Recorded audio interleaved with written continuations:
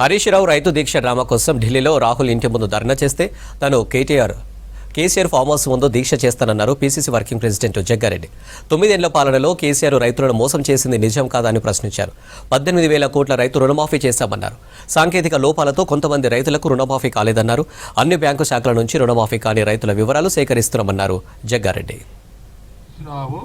CM Congress government Sonia Gandhi, Rahul Gandhi గారు చెప్పిన విధంగా రైతు రుణమాఫీ, ముఖ్యమంత్రి రేవంత్ రెడ్డి గారు రైతు రుణమాఫీ దాదాపు 40 లక్షల చిల్లర రైతులకు 2 లక్షల రూపాయలు రుణమాఫీకి సంబంధించి ఇచ్చిన హామీల ప్రక్రియలో క్యాబినెట్ పెట్టి 31,000 కోట్లు 2 లక్షల అన్న మాట ప్రకారం కాంగ్రెస్ గవర్నమెంట్ వచ్చిన వెంటనే రుణమాఫీ చేయాలనేది చెప్పడం జరిగిందో అది క్యాబినెట్లో తీర్మానం చేయడం జరిగింది.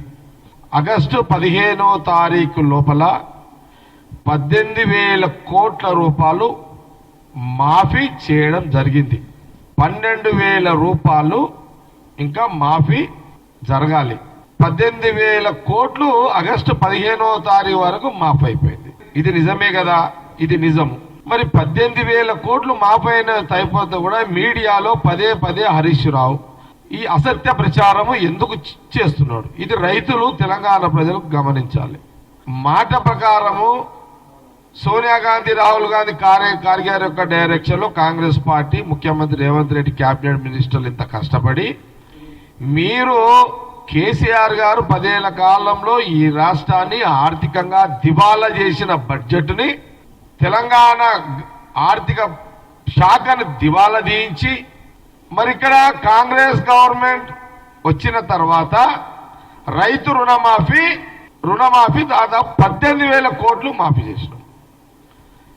12,000 కోట్లకు సిద్ధంగా ఉన్నది గవర్నమెంట్. మీ తప్పిదాలు, మీ ప్రభుత్వంలో బీఆర్ఎస్ గవర్నమెంట్ ప్రభుత్వం తప్పిదాల వల్ల ఈ సాంకేతిక లోపాలతోటి కన్ఫ్యూజ్ అయ్యి కొంత బ్యాంకుల ద్వారా ఇబ్బంది